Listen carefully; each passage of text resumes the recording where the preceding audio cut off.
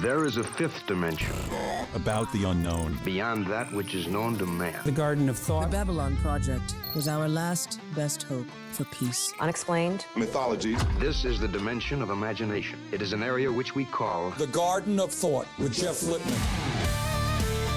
Eventually, our sun will grow cold and go out. You're listening to something much bigger, something hidden in plain sight. It won't just take us. It'll take Marilyn Monroe and Lao Tzu and Einstein. All of us was for nothing unless we go to the stars. What you're about to learn will completely change the way you experience your mind, your thoughts, and yourself. And to make sure that history never forgets the name. The Garden of Thought.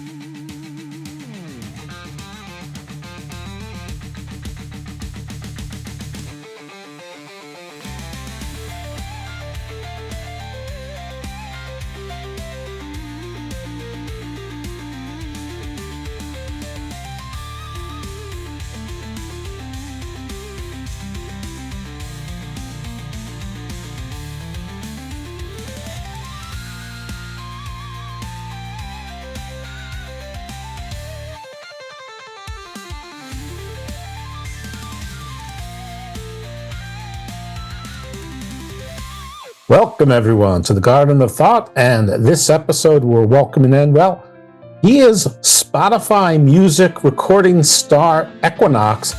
I know him as Jay, and there's a little bit of a story behind that, as there always is.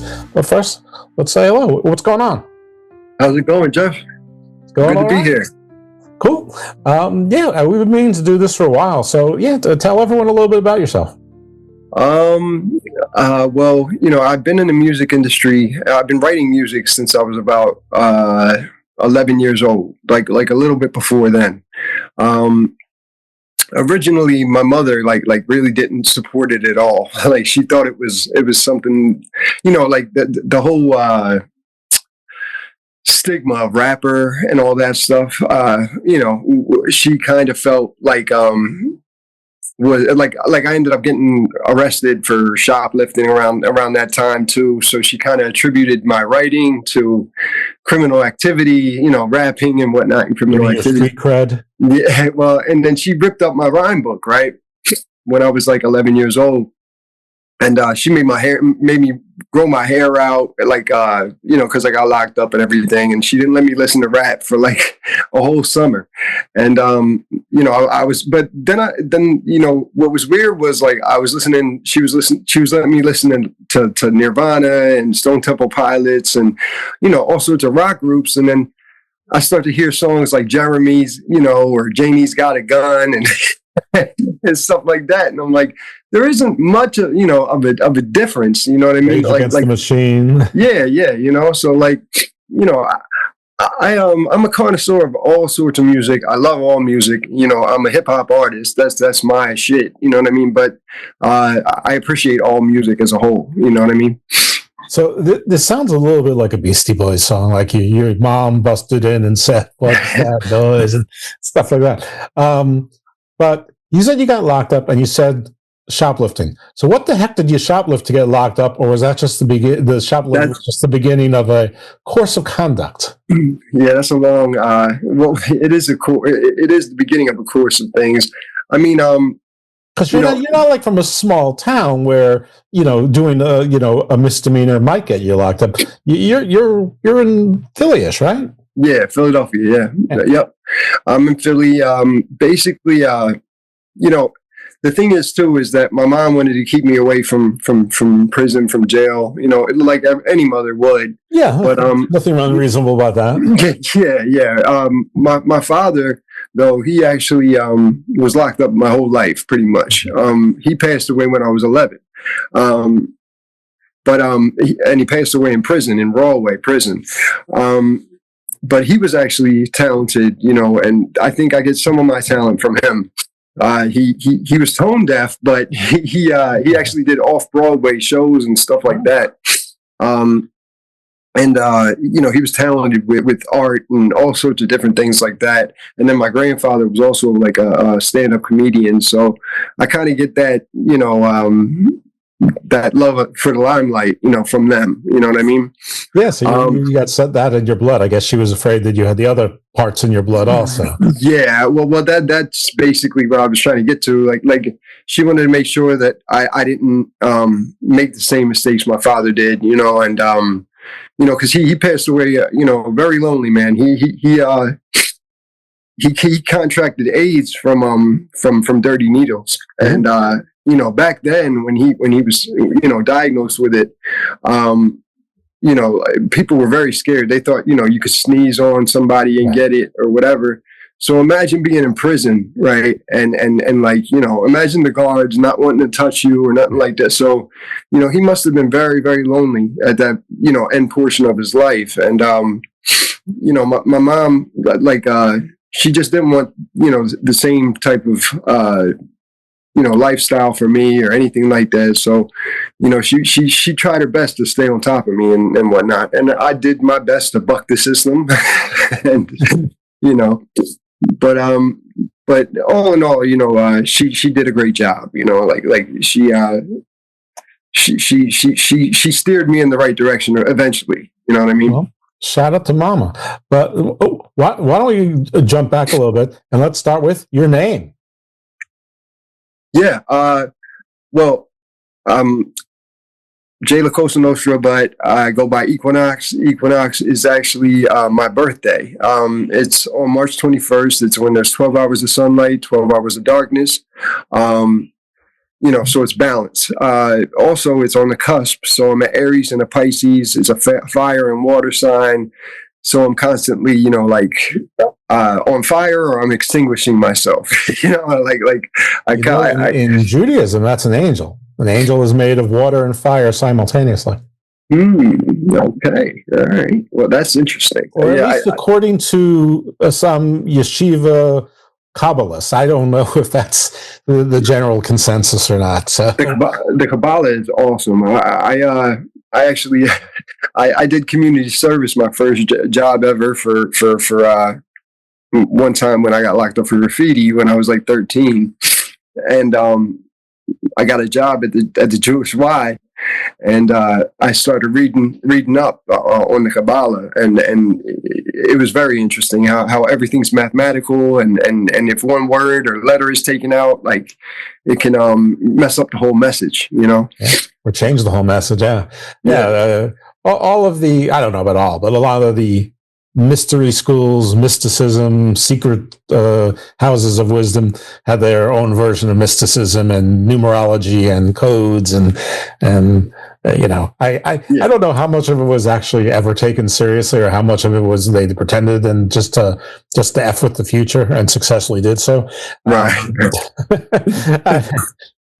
I mean, it's definitely not, if you study one mysticism, you've studied them all. But if you study a bunch of them, there's definitely some through lines there that people have found that they sort of picked and choose and cobbled together their own Frankenstein version and then created their own sufis, their own versions of it. So I don't know. I mean, when you look at lots of the origin stories, like the Epic of Gilgamesh and the Book of Enoch, and the Emerald Tablets, lots of those have ties to our modern religions now. So they're all intertwined. I feel in my opinion. I mean, you just have to look back far enough and read it wide enough so that you can see how they're sort of like where the convergence is and where the bottleneck is, and then where the sort of offsprings and sort of not get fall. Well, you can fall off track, like with differences on the divinity of Mary, so to speak, or how Mary Magdalene is viewed. And you can see parallels to other religions in those, and you can see where those ideas came from. or nobody has a patent on ideas. That they could be just original and then revisited. But yeah, it is rare. So funny as your name is actually pronounced La Cosa Nostra, which of course sounds like Cosa Nostra, like the mafia. But when you look at it, I thought maybe you were Native American. I'm like, it's so long. I'm like, first of all, I couldn't pronounce it or actually I did a good job of pronouncing it, but I didn't know that I was pronouncing it correctly until you told me I was. And I guess just tell everyone where we met. We met, so I don't know how many of the folks listening have followed me long enough to know that for season 1 of the UFO, I did a podcast on it with my son, and we were on a network. And then we did 3 episodes of season 2, and we sort of a couple things happened that we couldn't do episodes, and then we're just like, forget it. But during season 1, we both reached out to a couple of groups, mostly me, and then collaborated with some folks, and some of those folks was Jay and his, I'm going to call him your podcast partner, though I know you both do your own thing, but a guy named Charles. And we were on your show, or I was on your show, you were on our show, sometimes together, sometimes apart, but it was a pretty regular thing, and watch-alongs and stuff like that. And I just knew you as a football fan, and then, and then I would see you, in the off season, celebrating the Eagles and things like that, because all of a sudden they're good and everyone loves the Eagles. Yay, yay.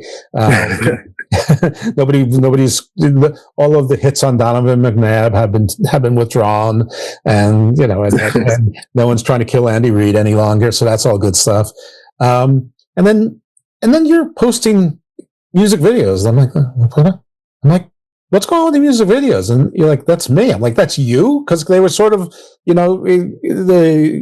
graphics were almost like Max Headroom without a Max Headroom. They were sort of a lot of color and lines, and I'm sure there's a lot of liminal space, and I didn't know, and you're like, that's me. I'm like, are you like a musician? And you never mentioned it, and you're like, yeah, I got signed by Spotify. I have a music deal with them. I'm like, holy shit, you're a star. And you're like, oh, I'm not exactly a star. I'm like, bigger star than me. So how did all that happen? Like, and did the UFL play any part into that whatsoever? Well, the UFL basically, I'm just, a fanatic of spring football. I love spring football. I played football in high school. I wish it was around,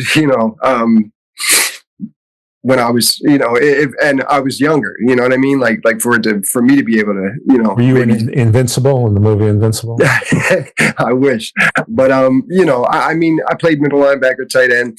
And, I'd like to think that I had the talent to maybe, play on that echelon. But really, the thing is that, basically musically, I was always an athlete. And then I also, connected with a couple of, other rappers, in high school that ended up, becoming somewhat, like cult status rappers. You know what I mean?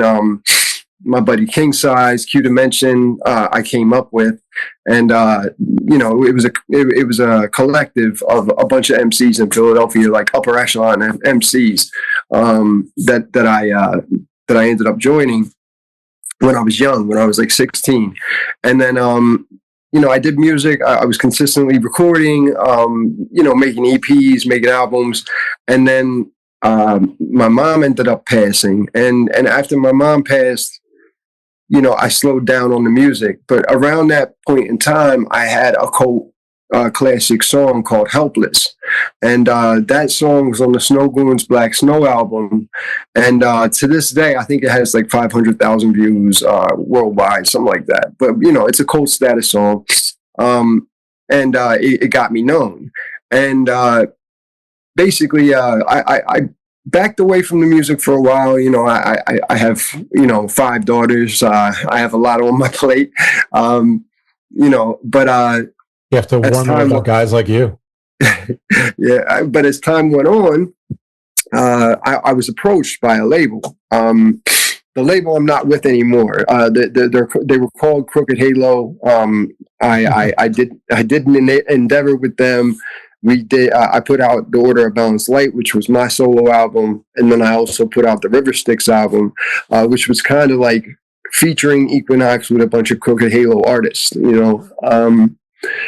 Basically, it kind of went south. That whole deal. It was like every hip hop song from the early aughts, where nobody did a solo album; they all did like 4 or 5 people doing it together. Yeah, and really not to diss anyone or anything like that, but I'm equipped to make albums. I make albums that have cohesiveness to them, that have a theme to them.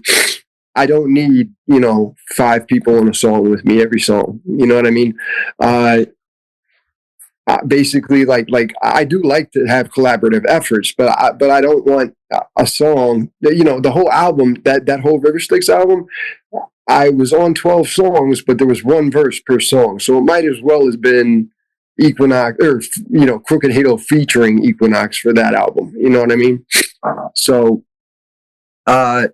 basically, that ended up falling through, but I ended up getting a different distribution deal through Symphonic, and they're a huge distro company. They get me on all platforms, and they have I have somewhat of an in with them because I have a song that has such a following that basically it kind of worked out easier for me to get involved with them. Right. So the biggest people would recognize it just from somewhere in their life anyway, or at least their target audience might be familiar with it. What's the song's name again? It's called Helpless. Helpless. And it's under what name did you say? It's the Snow Goons album. It was Snow Goons Helpless, and it says featuring Equinox. Basically, it was their second album that they put out, and I remember when they were putting it out, their first album was called German Lugers. And I heard that, and I was like, and then I saw that they were coming out with the second one, and I was like, all right. So I approached them, and I was like, I messaged them, and I said, I'd like to feature on the album, if you're interested. And they sent me a couple beats to pick from. They basically said, all right, well, look, you could be on a song with multiple legends, right? So like Ed O.G., all sorts of legends that I grew up listening to, Steel, Tech, all sorts of MCs that I listened to when I was growing up, that would have been a dream almost to get on a song with them. But I thought about it again, and I had the option of either doing the song with a bunch of features or doing my own independent song. And so I sat down, and for 3 days I banged my head against the wall with this beat. And because I knew that there was going to be such legends on this album. So it was like I had to do something to stand out, something to make it, something to stand out, something to basically, draw attention to it. So to make it different than just, the run-of-the-mill battle rap or something like that, right? So finally, the third day, I'm sitting there. I don't drink anymore, but I drank 4 beers, and by my 4th beer, it hit me. Like the beat was playing, and it was like, I'm going to do a song about suicide by cop, right? And it's basically a tale about a man that's at his wit's end. It starts off something like, woke up in the morning, wife's griping and bitching. There's no Similac for the baby, no lights where we live in. It's a situation where, like, basically I'm down and out. I don't have, anything going for me. My wife is complaining to me. My kid is hungry. The lights are off. And basically, I wanted to display a story of how something can go wrong in, the blink of an eye. And, just an everyday person could end up becoming, just because of the fact that they're helpless, or they feel helpless, they might do some things that would not normally be based in their character, but because of the fact that they're at their wit's end, and whatnot, you might do something, that's drastic, Desperate, yeah. and basically not to, spoil, alert the whole song, but, basically, I end up sticking up a guy named Damon on my block that's a dealer or whatever. And one thing leads to another, and he ends up like struggling with it, and he ends up getting unalived, right? And after that, then the cops come. I have this conversation with Officer Kraut. I play the part of Officer Kraut as well. So the voices you hear in the song and whatnot, like lots of people don't know this. It's a trivial thing, but the girl's voice, it's me. The officer's voice, it's me. I play all the parts in the song as well as myself. In that Like song. a voice actor. Yeah. It's like when you listen to an audiobook and it's like the same voice just modulating in different ways. Yeah, but basically, you really can't tell. Like I mean, the girlfriend aspect of it, you kind of can. It's kind of like I'm mimicking her or whatever. But the cop portion, the officer portion, we had a bullhorn effect thrown onto it. So like you can really hear that you can't even tell it's me. Cool. Are you going to announce that you're going to be the next voice of Harley Quinn? Is that what we're doing today? Hey, you never know. You never know. That's maybe true. the Joker. Maybe you never know. I mean, who knows? So it doesn't sound like you had an agent or anything like that. It sounds like you sort of made your way through things, and like you got people to come to you, or you got yourself well known enough that when you approach them, at least somebody's looked at it or listened to it. And so you didn't need that intermediary. You didn't need sign with that person to sort of well, yeah, grease the wheel.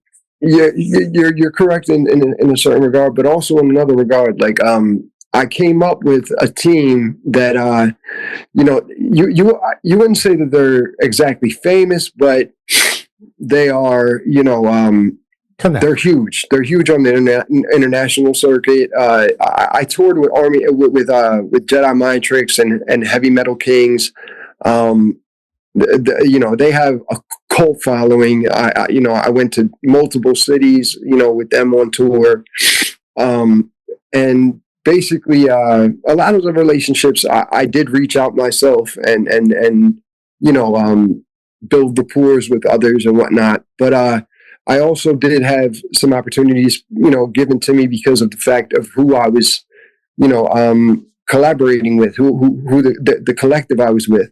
I went to high school with King Size. I hyped him up during his set, and then I would have a couple songs on his set, and then I would also do a freestyle and whatnot. So, and then I would sell my album there and whatnot. So, I built somewhat of my own, following, through the years, basically by, trying to take advantage of the opportunities that were available to me. You know what I mean? Like not everybody knows somebody that's touring through the U.S. that's that has a cult following, and luckily I did. So I got in where I fit in, and I did what I had to do to get out there. And the only thing was that shortly after that, my mom ended up passing, and then my daughter came. So like I kind of had to back away from music for a while because I had to take care of the children, and it was rough. Like losing my mother, and so it was a little difficult. But and then 4 years ago, the mother of my two daughters passed away. And to be honest, up until like a couple of years ago, when I got approached for that offer with Crooked Halo, I was at my lowest at that point. And then all of a sudden I got that offer and things started to pick up for me, And part of the UFL thing was kind of keeping me out of my rut too. You know what I mean? Like that was keeping me out of, just being depressed and whatnot. And keeping me busy. But the music aspect, it gave me a whole nother, it gave me a second wind. It gave me a whole nother lease on life, so to speak. You know what I mean? Yep, absolutely. So it's symphonic. And is Spotify just a platform that you're on, or is Spotify? I'm on all platforms. I'm on Spotify, Pandora, Apple Music, YouTube. Spotify is pretty much like the one that pays me the most per spin. So I kind of promote that more, than others. But if you want to find the album Order of Balanced Light, or you want to find my singles, Unstoppable Forces, or Creation and Death, what have you, you can go on any platform and search Equinox, Order of Balanced Light, what have you, and you'll find it. It's on Pandora, it's on Apple Music, it's on all sorts of different apps. Okay, excellent. You're a Philly guy. The UFL has no Philly team. Who's your team? Well, I was rooting for the Showboats, and then the Showboats got taken away from the league. So right now, I'm hoping for my Stars to come back. I did always like the Defenders, as far as the XFL conference. Now that this whole thing's been done to where Rapoli kind of did away with the conferences, the USFL conference and whatnot, it's kind of tough to pick a team. To pick a team at this point, but I'm a UFL guy. I support the UFL. I don't like the fact that they got rid of the USFL conference, and the XFL conference. I think that was a mistake, but I'm going to support regardless. I do have something, for some reason I'm gravitating towards Columbus a little bit. You know what I mean? I don't know why, they're like 5 hours away from me. But they've always deserved a team, I think, Ohio. And DC, I do got love for DC, the DC Defenders, and it figures, they win the championship, and I'm gonna, say I'm not a fan. but the thing is also, I'm a Philly guy, so when my Stars do come back, what do I look like being a DC fan? You know what I mean? Like, right. So. Yeah, plus, the DC and Philly. You got the Redskins, Commanders, Eagles thing. So I-95 has no allies. It's exactly. Only enemies, no allies on I-95. Exactly. What is your take on them getting rid of all of the GMs? Right, they got rid of all the GMs, and then something was happening with the coaches. I'm not really following the league, as you know. Do you still run like a Facebook group? Yeah. The whole thing? Yeah. I still run UFL America. The only thing was I was sick the past 2 weeks, so I haven't really. I was off. You're still sniffling. By the way, he's not doing the cocaine. He's sniffling like a cold. Yeah, but I know that John Gruden is actually the coach for the Orlando. The Orlando Storm. So unless that was just a rumor, but I believe I read that John Gruden was named the coach, and then didn't he have some scandal about 5 or 6 years ago? If I'm right, if I'm wrong, I'm sorry, but if I'm right, I think those folks will do anything to sort of make a comeback. Yeah, and that's the place to do it. It is the place to do it. It's if you want to come back, the UFL is definitely a solid way to start. To get back into it. You either have to go for a very low end D1 college team, or probably more likely D2 or D3, where there's no press and really no chance of advancement, or you got to go, minor league pro, and then get some success, and then make your way back into the big leagues. Yeah, I'd like to see more individual owners, actual individual owners for each team. I do like the president for Columbus, Cardell Jones. He became, I think, the GM or whatever for them, or not the GM, or he's the what is it? The ambassador of operations. That's what he is. What does that even mean? What is the ambassador for operations? You got me. I guess he's just, the mouthpiece for them. Because the teams are all owned by the league, right? There's no individual owners. It's still basically a collective.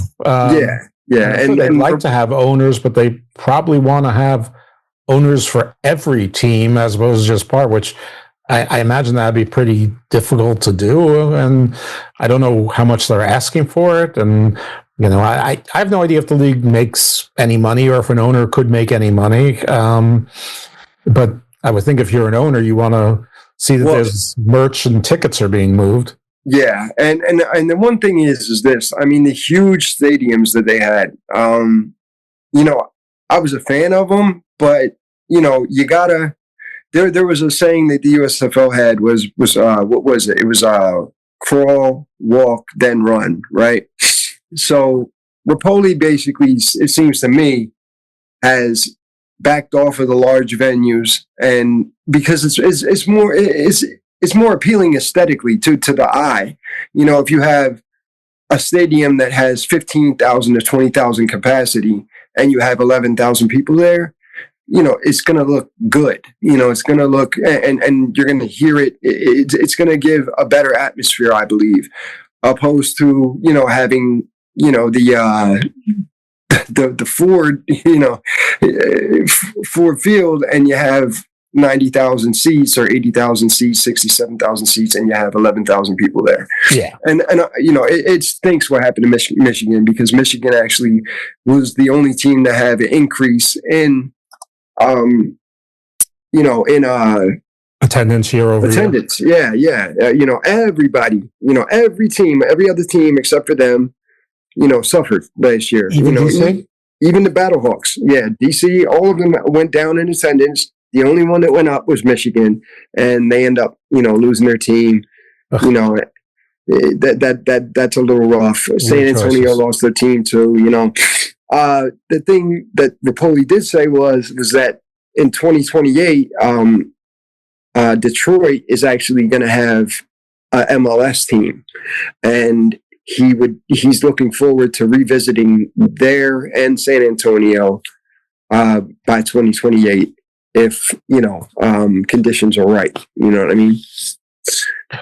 Do you have any idea what the asking price is for a team? I mean, you're Equinox now, so maybe you're in the running. Yeah, not quite. You want those stars back? Put your money where your mouth. Yeah. I got to sell some more records for, and also sell some merch. But Philadelphia people, you want those stars back? Start buying his merch and start downloading his song. Come on. Yeah, right. I'll definitely bring them back if I have the means to. I would definitely bring them back. I got my jerseys and everything. But yeah, I'd love to see our coach come back too, Andrews, Bart. I don't know. But we'll see. The league, I think it was a good decision as far as, making the venue smaller. I think a lot of people, some people that lost their teams are upset, and I can understand that. I lost my team a couple years back. And, it's kind of a mixed signal because, lots of us were expecting to have teams brought back, and then Rapoli just ended up naming teams that didn't have XFL branding or USFL branding. So it was like, where's this coming from? And it's been based on venues. Come to find, yeah. Oh, go ahead. Well, come to find out, he ended up naming the stuff, and he named the storm himself. He took credit for it. So that was his brainchild. Like all three of those teams that he brought in, they're all his brainchilds, and So nothing Central Florida likes more than storms and hurricanes. Great. Yeah, right. Okay. Good job. Maybe he can have a Jade Cargill from WWE come in and go, a storm is coming. Yeah. Little crossover. I mean, Fox has some interest in it, and The Rock has some interest in it, or had. I mean, they could probably do something like that. I don't know. I don't understand what they're doing with the team, but I'm not opposed to going to smaller venues because those empty stadiums look terrible. They absolutely look terrible. And if it's mostly a TV product, you need the optics to be okay. You'd rather have a 4,000 seat place, have 2,700 people than have a 40,000 person place. Plus, I mean, nobody's donating their venues. I mean, they're paying rent for them. I mean, I know it's off season or whatever, but they could probably put something else in there as well that performs better, and for the parking, and for the vendors, and for the the food concessionaire, and then whatever. I mean, I don't know what their deal was, but usually when you rent a venue, you guarantee a certain minimum to each of these different aspects of it. And if you don't make it, then you have to pay additional rent to do it. I mean, hopefully you make it and overachieve it. Sometimes you even get a cut back, I think, in some cases, but usually that's just a windfall for the venue, and and they want you back. Maybe you can negotiate lower rent next time because you deliver on the other stuff. That stuff's sort of beyond what I remember, but it was more from conventions and conferences than major sports venues and things of that. Conferences, not concerts. So. What people also don't know is that you are a listener to this very show, the Garden of Thought. You were a listener at Garden of Doom, and you routinely are like sending me stuff and and participating and sending me new things. Hey, have you heard about this? Have you seen this? So you're really into the whole doomscape as well. Oh yeah. I have I guess you could say I'm kind of a little bit of a weirdo. I not a weirdo, but I have interest in a lot of different things. And it seems to be very similar to what you're interested in. As far as the apocalypse, all sorts of things. Interest me. You know what I mean? And last Equinox, the 3-eye Atlas, all sorts of things, I end up seeing, and I'm like, oh man, like Jeff would definitely he would enjoy this. Let me send this to him. You know what I mean? Absolutely. Like there's all sorts of crazy stuff that and the crazy thing is that there's so much lies that go on in the internet. When you see certain things, it's almost like my first take is like, oh, this is bull. Like, there's no way this is true. And then, you Google it, you start to search for, you know what I mean? And then you find out, oh, like there's something to this. And now, our government's talking about there could be transdimensional, real figures that, aliens, and you got Dr. Stephen Greer, with Project Disclosure and all that. It's very interesting the day and age we're in right now, with the cameras everywhere and all that. It's very hard to keep things under wraps the way they did in the past, and I like the fact that finally, like they're not acting like everyone's nuts, and they're actually like owning up to it, that, there has been, visitations here, and, also, everyone's nuts. Yeah. Well, Dr. Greer says that that 90% of it is us. He says that, allegedly, that there's super dark programs that are like Lockheed, Skunkworks, and Raytheon. These big defense companies and whatnot. Oh, you mean like the drones and things? Yeah, absolutely. At least 90% of them is, and by us, you mean humans. It's not just the United States. I mean, other countries are doing it. I mean, China's doing it. Yeah, absolutely, 100%. Right. So like 90% could be us. That have cloaking devices and things like that for our own vehicles, and then. Lo and behold, but who knows? It might not even be a technology our government has. It might be a technology that, like a super dark, defense company has. You know what I mean?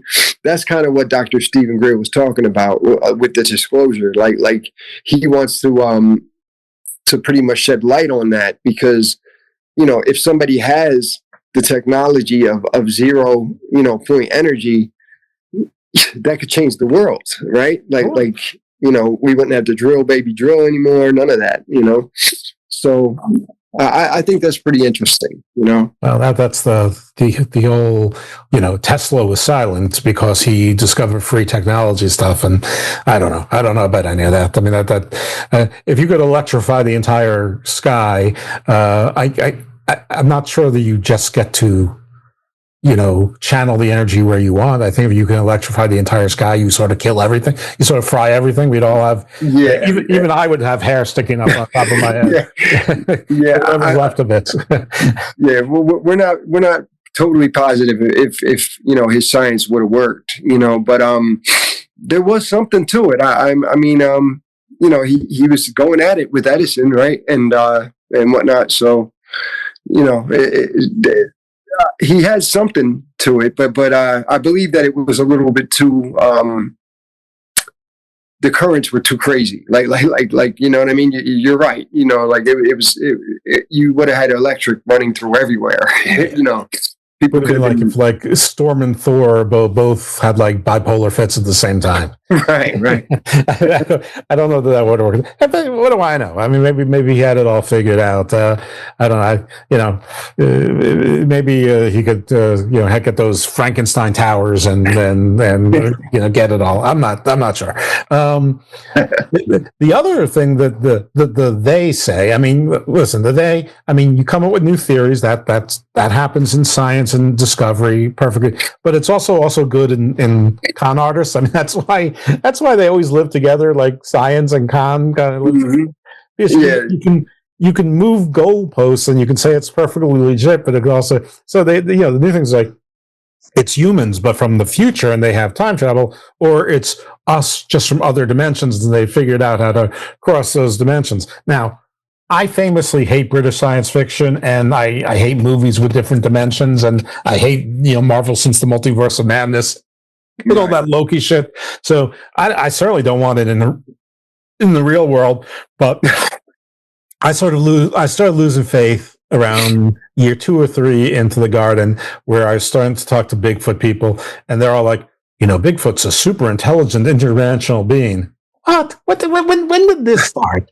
He's like a big, smelly, misunderstood, gentle giant who will defend himself when need be. What does this super intelligent interdimensional mean? And it's like, I heard he could be from Agartha. That's Hollow Earth. Sure, of course. There's Then I also heard that they were tying them to the Greys, and every time that you see like orbs or whatever, then there's normally a Bigfoot sighting or whatever. It's a reach. But yeah, you're right. Like science and conspiracy theories go hand in hand. People's imaginations get away from time to time. I mean, not that I don't love it all. I enjoy it. It's fun, to speculate and to wonder, But when did it go from being fun and just something to think about and ponder, pretend we're still in our college dorm or hanging out with our friends late at night, drinking some beers or something else, like, on the high school field where we're not supposed to be because it's 2 a.m. on a Saturday or whatever, right? And listening to Pink Floyd, to like people having conventions and conferences, but not like a bunch of people going to like some hotel room in Little Bo Peep, New Mexico or whatever, off of like some tertiary highway, like millions of dollars, like Billy Carson's and taking tours to Turkey and Egypt. Like when did it turn into this like giant business, which is sort of like galvanized people into like it's almost cultish. Yeah. I was just gonna say that it's almost like a religion, like because they tie origin stories to it. They have so much stuff about the King's List and how the kings were living for thousands of years, and then all of a sudden, like after a certain period, we started living for 100 years and whatnot. So, there's lots of Billy Carson talks about a lot of different things that's pretty interesting. I don't know if they're exactly that solid, but he says them so matter of factly and so smoothly without any break or hesitation. He is the most gifted natural speaker that I've ever seen that doesn't like have almost like a religious pomposity to it. He doesn't have any of that Baptist minister in him, but he still is somehow with a deadpan delivery. He's still, you can't take your eyes off him. I don't think I've ever seen that combination of just natural charisma and just being the aura that exudes off him, even though like there's nothing in his words to make you believe like brothers and sisters. I much believe this. I mean, Barack Obama had an affect. Bill Clinton had an affect. The Zig Ziglars, all of the motivation. P.T. Barnum, Reagan. It's like he talks like George Bush Senior, and but it's like a college professor, but it's still like I don't know. It's like appointment watching. Yeah, and to have someone of his stature speaking the way he's speaking, and Graham Hancock, and all these different, like Graham Hancock isn't exactly archaeologist or anything like that. He's a journalist, but he's a quasi everything. But he does interesting have, to listen to. But it's not like he's a great speaker. What he's saying is. It's just Billy Carson. Yeah. Well, Graham Hancock, his English accent does a lot for us, Americans, because we always think people with English accents are smart. Well, we should just call him your lordship, and then bow and offer him tea or something. Yeah, but Billy Carson definitely he says some things that are definitely matter of fact as well. Like it's not all just pseudo science. Like he talks about how it's hard to explain, but basically how matter, things react differently when we pay attention to it, and it's a fact. Like that protons and they act differently when we pay attention to them opposed to when we don't,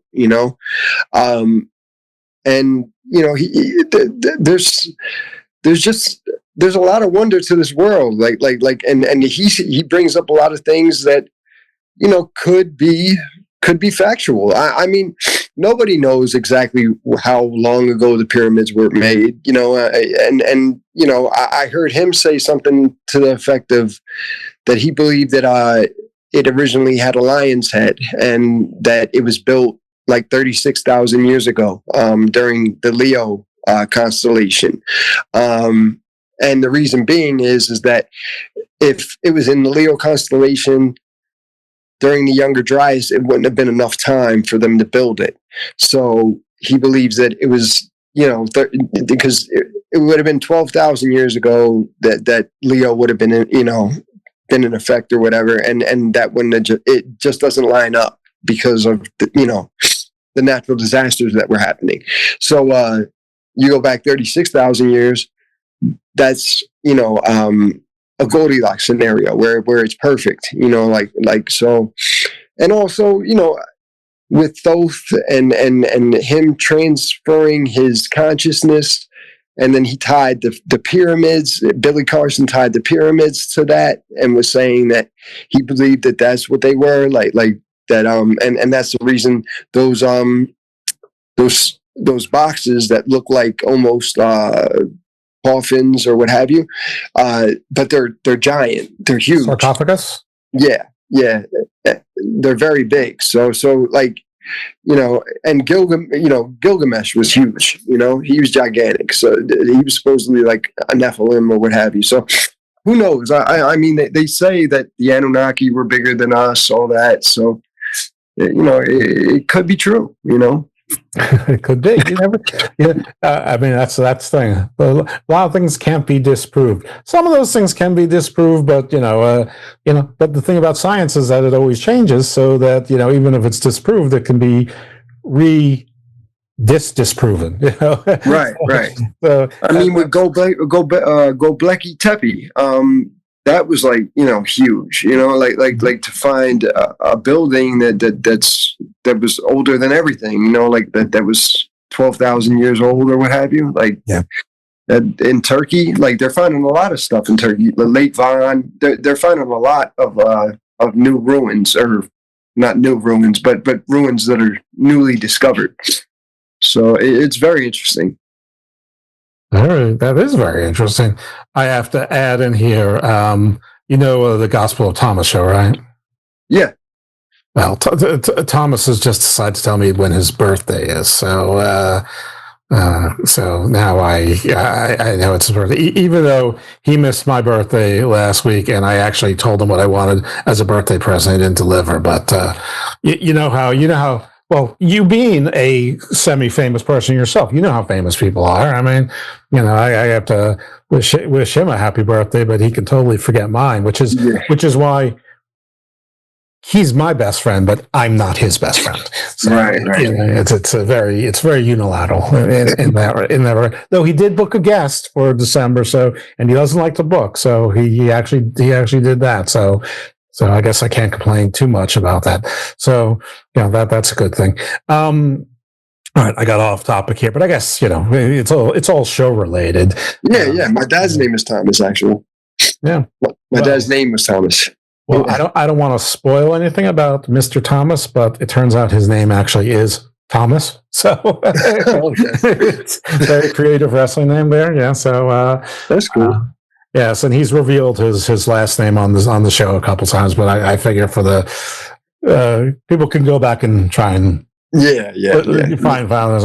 I'm not going to be, though. I mean, if you Wikipedia pretty much anyone, you'll find everything there is about them, including when they first went to wrestling school and stuff like. You'll know more about them than I do.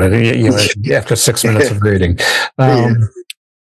But there's definitely the answer. There's the Egyptian list of kings, and there's also the Sumerian list of kings, and it's even longer. But I mean, similar concept, and how every sort of story and religion has. I mean, there's a few mythemes, and of course, Joseph Campbell and Carl Jung, and address that, and they're mythologists to try to belittle it, and I'm sure that from certain levels they're right, but there's definitely seems to be. Listen, when I read Hero with 1,000 Names or Hero with 1,000 Faces, I thought there was a little bit of reaching in some places also myself. Yeah. I mean, who am I to argue with Joseph Campbell? But there's definitely themes and comparisons, which is what we were talking about earlier. I mean, it's the same way that Mary, mother of Jesus, could have easily been someone else. I mean, some people say Isis, some people say Hero, or maybe elements of both, and from others that have been lost to time and history. I mean, not all the very true. Like with the fire of Alexandria, the Library of Alexandria. Like we I'm sure we lost a ton of information. During that period.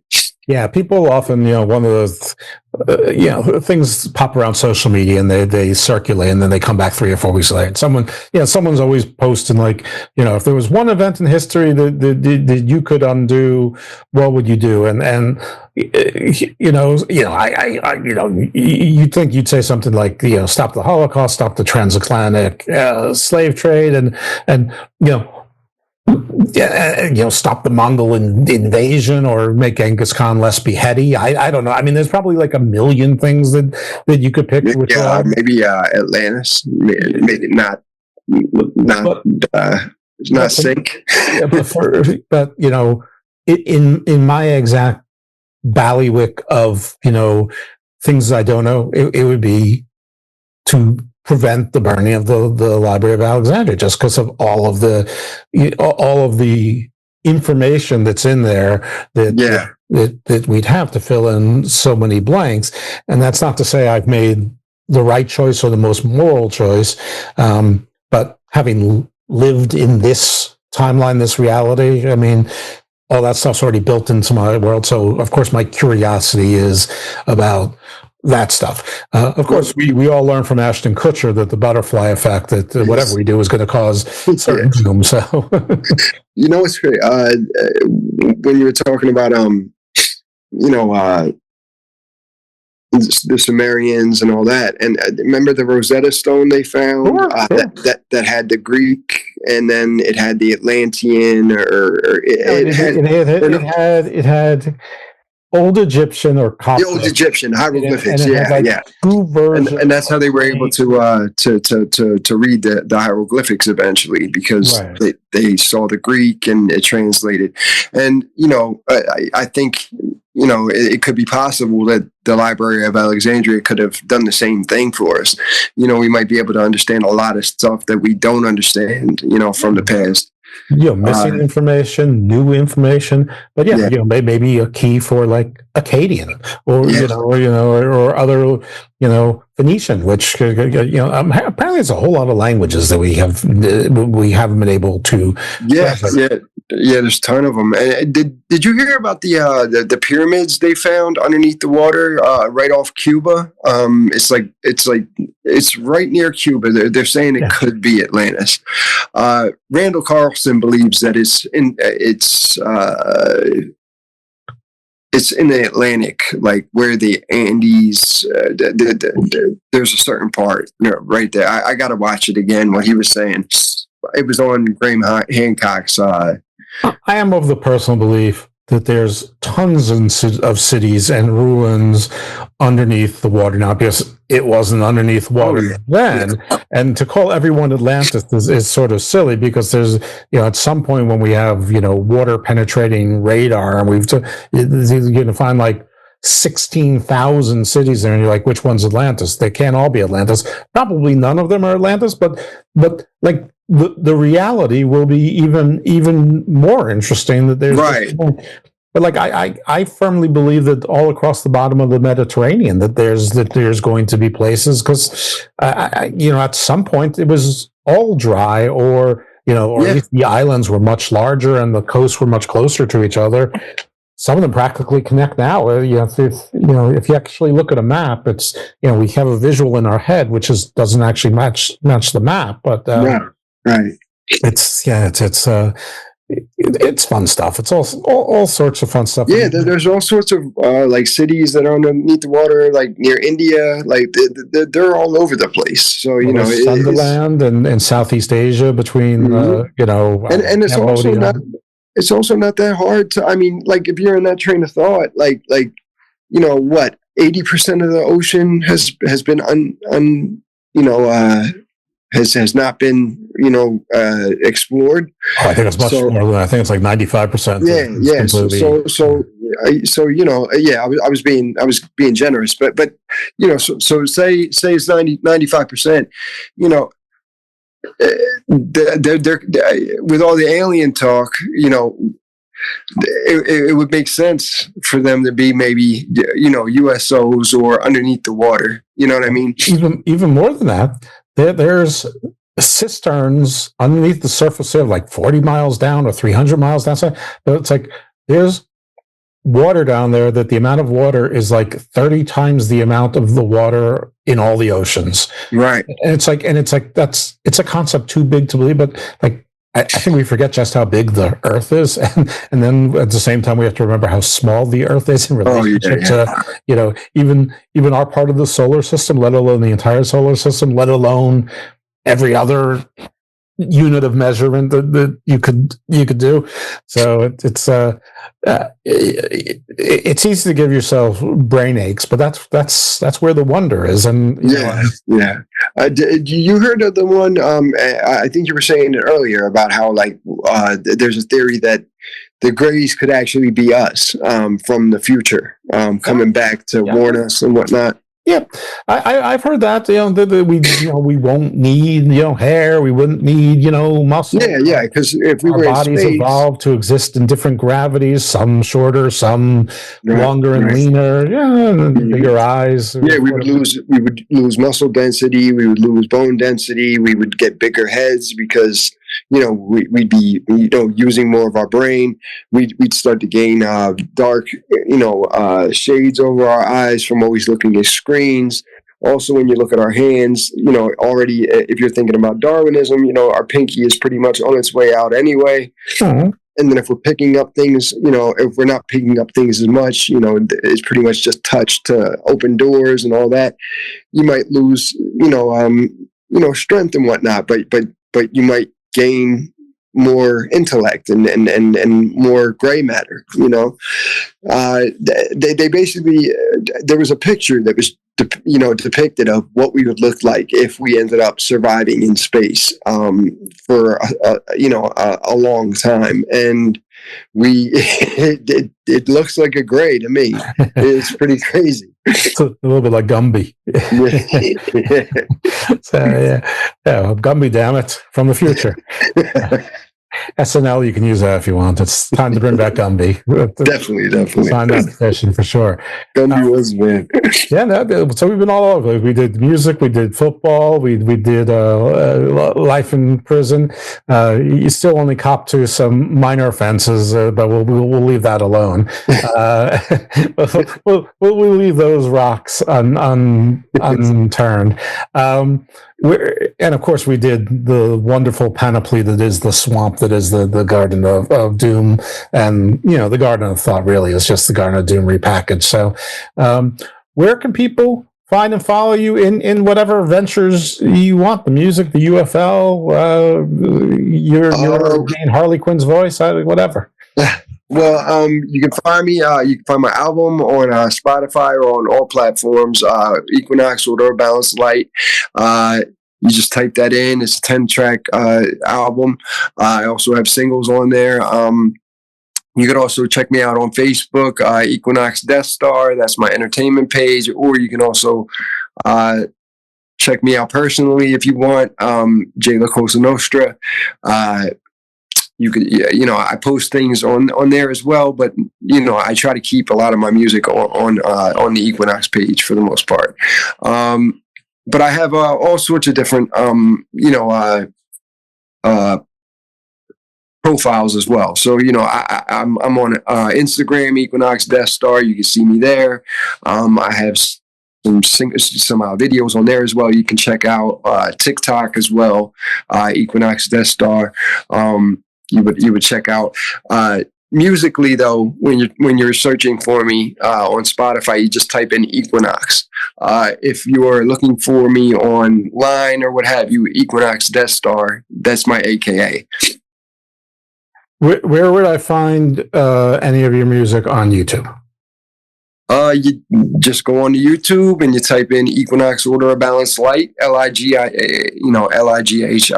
and Order of Balanced Light, and the 10 songs will come up. Or you can, and basically that'll take you to my page, and you can click on my profile, and that's where my discography is all on there on Spotify. Which song would you like to be the outro for this show?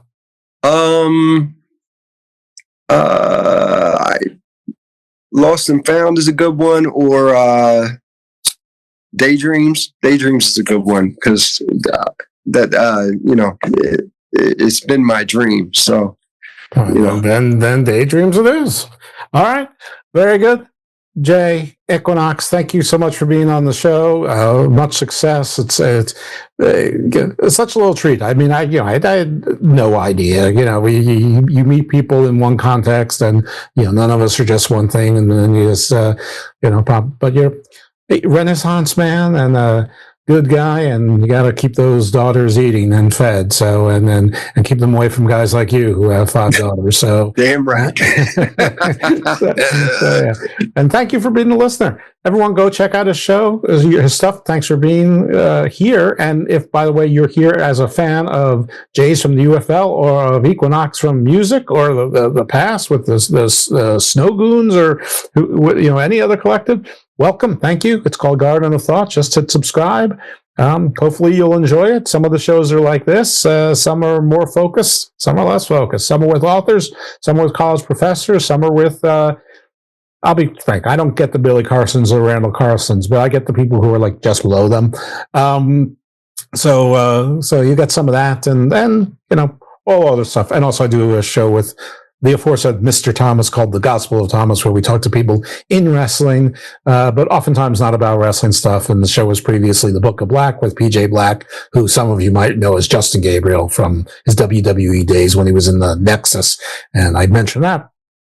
Well, partly because I always do, and also because it's John Cena's final tour, and John Cena and the Nexus was sort of like a big deal for a couple of years there. So anyway, check that stuff out. Thanks for being here. You're about to hear Daydreams with a Z at the end. Thanks for having me, Jeff. You got it. Thanks for being here. Amen. Try to make this dream a reality. You know what I'm saying? I daydream sometimes on what I could have been, what I should have been, if I backed off for the cushion gin, if I went to high school instead of cutting class, if I didn't didn't fight the rules and give up so fast. If I wrote in a book instead of busting graph. If I rushed to class like I rushed to slut for ass. I could have been something, I could have been way more. I know people feel this way and sing the same song. I could have been positive instead of fucking negative. I should have listened to my moms when she used to beg and shit. Please, Tommy, realize you could be much better. You could be a doctor, a lawyer, a vet, or whatever. I wouldn't let her in, I wouldn't even think to listen. My options for success were at the brink of their extinction. In the blink of an eye, years passed and I admitted if I could do it again, I might have been a little different. It's a daydream, they say it's all pretend. It's a daydream for now, but it all depends. Yo, I'm daydreaming so I can endure the weather. No, you can't see it yet, but it'll all get better. It's a daydream, they say it's all pretend. It's a daydream for now, but it all depends. Yo, I'm daydreaming so I can endure the weather. No, you can't see it yet, but it'll all get better. I'm trying to fight through the struggle. The stripes got me troubled. The mic that I clutch to seems to light up my tunnel. My life is disgruntled, spend my life working double time. I'm sick of selling bundles. I'm trying to hustle a couple rhymes. I'm trying to fucking shine. I'm trying to get paid for this. I paint portraits with my lines when I'm brainstorming. I can't forfeit, I can't give up. I can't take no losses, I can't adjust. This is all I ever wanted, fuck a 9 to 5. Fuck a fallback plan, I need a dotted line. That's the bottom line, I need this, it's ride or die. I ain't trying to hear you speaking, I stride with pride. Talking like I'm only dreaming and blah blah blah. Won't stop me from being on the grind for mine. I look down on you cats like you're 5'5". You won't ever match my passion or my drive inside. It's a daydream, they say it's all pretend. It's a daydream for now, but it all depends. Yo, I'm daydreaming so I can endure the weather. No, you can't see it yet, but it'll all get better. It's a daydream, they say it's all pretend. It's a daydream for now, but it all depends. Yo, I'm daydreaming so I can endure the weather. No, you can't see it yet, but it'll all get better. Life's too short to live life with regrets. If I didn't take these steps, I might have not grabbed the mic and blessed. I might have killed myself if I couldn't write my text. That's what I used for my therapy to fight the stress. I guess I confess, I wouldn't change nothing. That's how my brain functions. I'm not ashamed, fuck it. I pay for my kids' school through my music. I'ma keep it moving and start a whole new movement. I'll pursue and do it before I turn 30. It's a gamble like the Derby, but I've learned that I'm worthy. This is my dream, and I got no choice. Change a piece of shit Camry into a Rolls Royce. I got a dope voice, yeah, and that's my word. If it's the last thing I do, make sure my craft be heard. I got a dope voice, yeah, and that's my word. If it's the last thing I do, make sure my voice be heard.